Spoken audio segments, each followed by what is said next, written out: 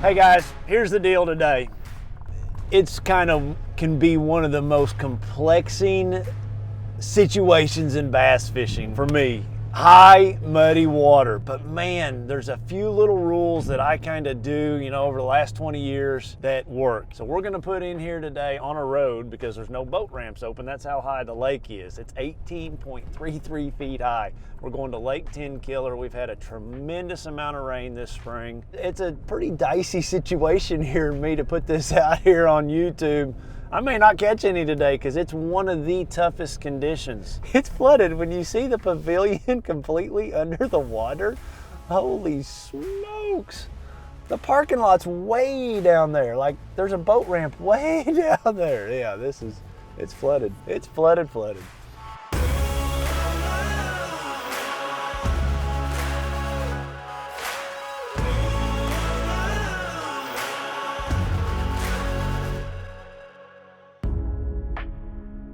Yeah, that's mud. I mean, that's like mud. And this lake's crystal clear normally for everybody that's not from Oklahoma.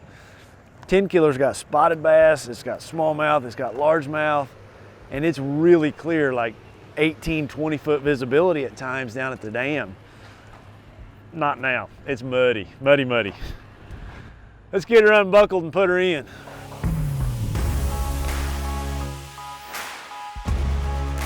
So we got out here, and there's a few other boats putting in. I was kind of in a hurry, To me, this looked like a prime spot. I've never fished 10 Killer with it high. I'm gonna be honest, I'm not running history. I'm not going to some place that I've caught them before, but the creek that I chose here, when I looked at it on Google, it's got, I think, a live creek flowing in. It's really narrow. That's one thing that I look for. I want steeper banks. I call it a backstop. When that water comes up 20 feet, some lakes, it may go back in the woods a mile. I want a backstop. I want a steep bank to where a fish has to stop. They can't go back away from me really, really far. So, this creek's a prime example. It's got steep banks.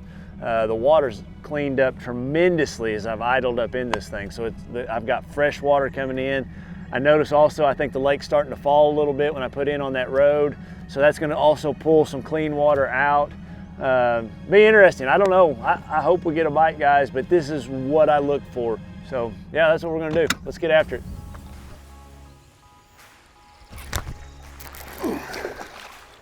Not a big one, but we caught one.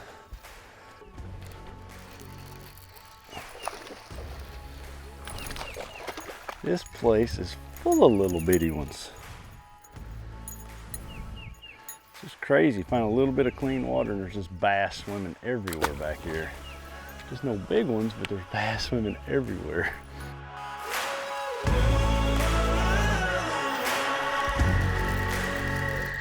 Looks like maybe a little bit better one. Oh yeah. Same thing as that other pocket, right in the very back. Not what we're looking for, but it's a bass. Oh, that's a better one. That's a better one. Huh. Just when I was thinking there wasn't better fish back here, we catch that one. All right. Slow rolling that spinner right. Man, they're cold.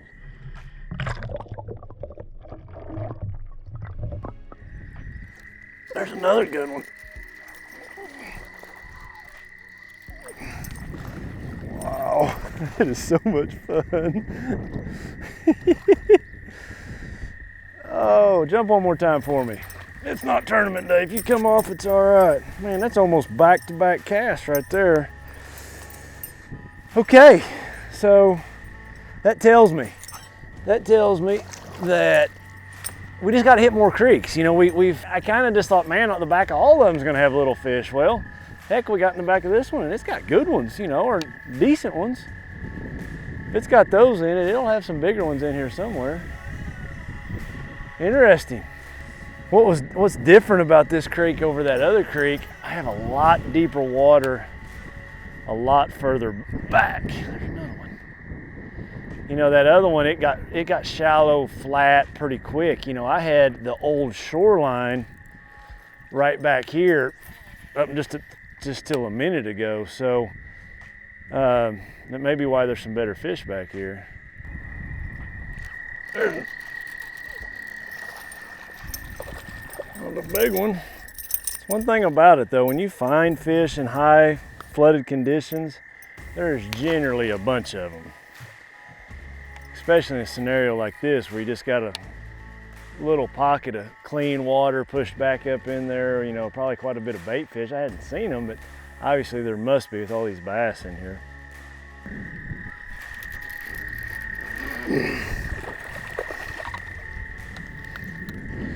One thing about it, you know, always think about the fish being suspended, all of them. I mean, when you got water 20 feet high, you know, I've had 4 or 5 flipping bites here, none of them have been on the bottom. You know, I've just flipped it in there, let it go down 3, 4, 5 feet and shake it, and then you get a bite. I mean, it's just a lot of little fish in here, but you know, there's big ones mixed in too, and it's just one way that I attack a lake that's super high is go all the way back to where I got clean water running in and steep sides. That might be oh gosh, dang it, that was a good one. Still under, still under. Come on, baby.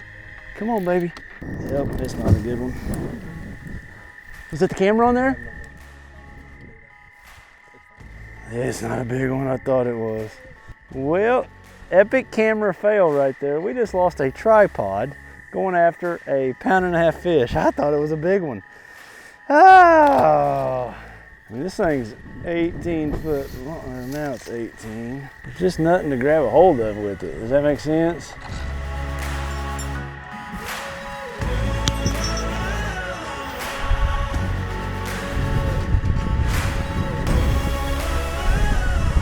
Hey, y'all get ready.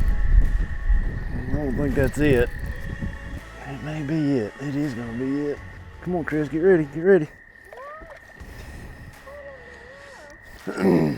Sucker was all the way, it moved. It somehow, I guess the current, that's what it is, because the current pulled it out. That's the savior right there, isn't it?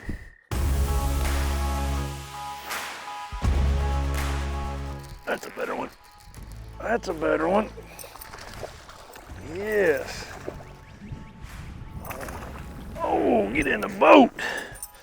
Fish right there was relating to the old shoreline.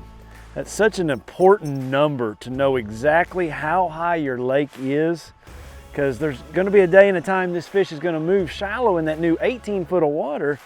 But as of right now, that fish was relating to the old shoreline, and that's, you know, I'm sitting in that 18 foot right there, and it's just an isolated bush out here covering water, guys. That's one of the most important things. High water, cover water, go, go, go, go. Can't stress that enough. Right here's another prime example of something that I'm gonna look for when I've got a lake that's flooded big time. Roads. Anytime I can find a flooded road, I'm gonna fish it. I mean, I can go back in my memory bank in a lot of tournaments where I've caught them on flooded roads. You know, I think some of the reasons might be that, you know, one, you've got a hard bottom, a clean bottom where, you know, everything else on each side's, you know, got leaves and grasses, and this is just a great highway that bass can feed up and down. You know, a lot of crawdads get out on that road. They can pin them to the bottom very easily. So check out those roads. Don't overlook those when you're faced with these conditions. Okay, so we've talked about steep banks, having a backstop. We've talked about clean water coming in the backs of creeks. We caught some fish doing that. We've talked about the old shoreline, fishing those flooded trees and things relating to the old shoreline. We've caught some fish doing that. We've talked about road beds. Had some little bites down through here doing that. Another scenario that they might relate to, and we did it a little bit here, is isolated trees. You know, if you look through here, you got all these trees and just too many pieces to the puzzle. But if I had one tree here, one tree here, and one tree here, it's a lot easier to do. You know, it's a lot easier part of the puzzle to figure out. Current, you know, so many times when you have a flooded lake, they've got to get that lake down. So they're really pulling it hard. Look at those pinch points. Look at those saddles. Look at those main lake tapered points. Anywhere that current constricts or has to go over, think about the current going through the lake. It's a lot more, even if you can't see it, there's going to be current in the lake. If you've got a high water situation like this, they've got to get it down. Sawdust mats, I love them. You know, that's a great way to key in, you know, those bass get in there. I'll tell you why a lot of times. If you're around those sawdust mats, they're usually covered in ants. The bluegill are in there eating on the ants. The bass are right there behind them eating on those bluegill. Really important to pay attention to what kind of tree, what kind of shrub, what kind of bush, whatever it was that you get your bites. Pay attention to what kind of tree it is. You know, that's really, really important. You know, for me, a general rule, I think it's 3 to 4 days. When I have water just boosh comes up, I think it takes 3 or 4 days for those fish to move into that new cover. You know, I usually give it 3 days. And a lot of times that dictates what time of year it is. That dictates how hard that lake's falling. I can't tell you how many times in my career I've gotten in a pond. You know, I've gone way back in the woods. I find this pond, or I'll see it on my Lowrance, you know, something that nobody gets into, and get over the pond dam and have, you know, just virgin fish back there. So think about that too. Do a little studying on Google Earth, do a little studying on your Lowrance Navionics. Maybe find you a pond back in there, especially this time of year in the spring. Man, I've done really good in that, in situations like that. There's a bite. There's one. Oh, that might be a better one. Yes.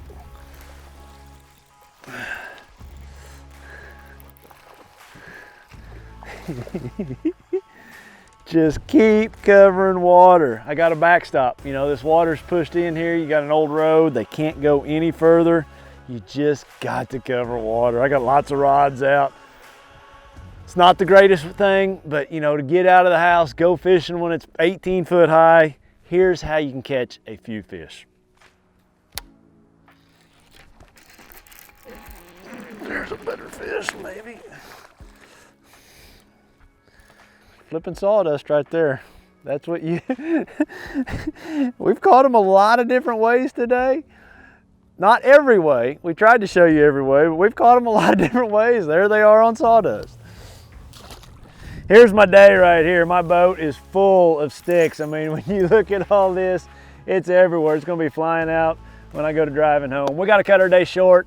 We got storms rolling in, but you know, I tried to show you a bunch of different scenarios of what to look for when the water's really high. You can see I've got rods everywhere. I've got spinner bait, I got flipping baits, I got a jig, I got buzz bait, vibrating jigs. I even got a top water and a frog. So we had a little bit of the whole gamut out. You know, it really boiled down to that spinner bait, flipping. You know, those were the bites that we got today. Not the only thing that I'm saying you could have used. You know, we could have thrown in a Carolina rig on those roads, something like that. But hope you like it. You know, hit that like button, hit that subscribe button.